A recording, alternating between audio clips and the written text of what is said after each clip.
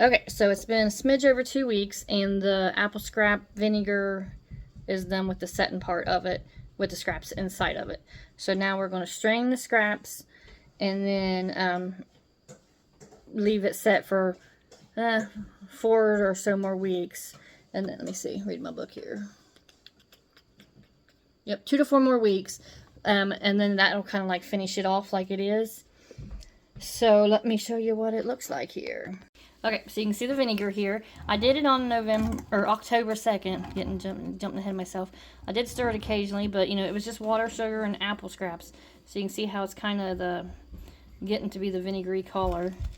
So let me pop this, and I can smell vinegar in it. Pop that off. Mush it all down one more good time. You can see it here. And then I'm just going to have to strain it and then store it into whatever I want, whether it be regular jars or whatever, I don't know. Anyhow, to get it from this to the other though, I gotta, you know,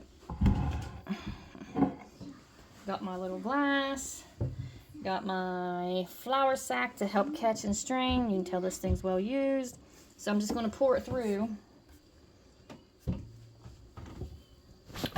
Oh goodness, heavy. Okay, let me see if I can do it without making a mess on myself.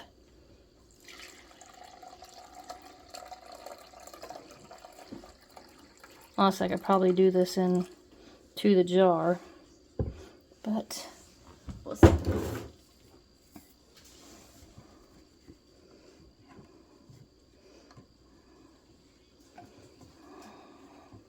And then the scraps, you know, you can put them in compost, give them to your chickens if your chickens like that. Mine's not a fan of vinegar, but I always try anyhow. Like right now it smells semi-vinegary, semi-fermenty, if that makes sense. But,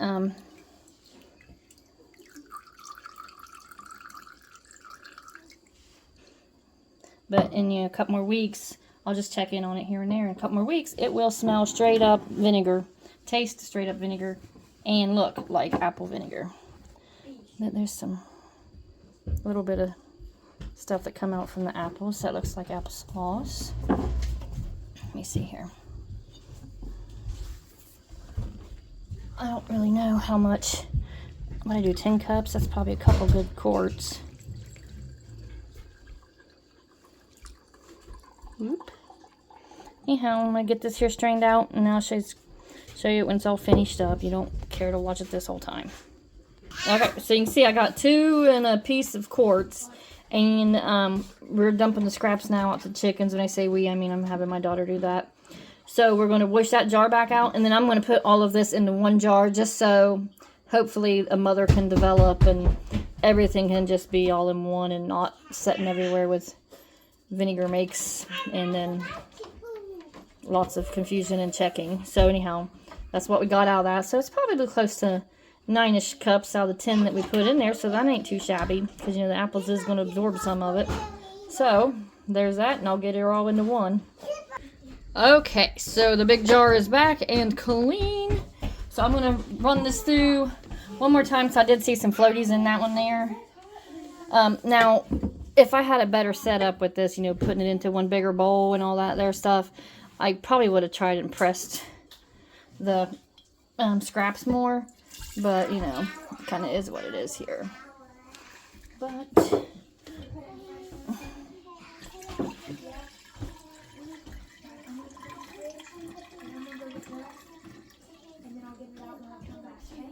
okay, and then one more to go.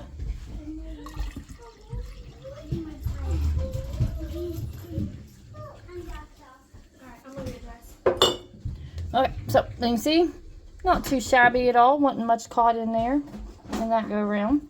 So, and you can see we've got a little bit over a half a gallon or so.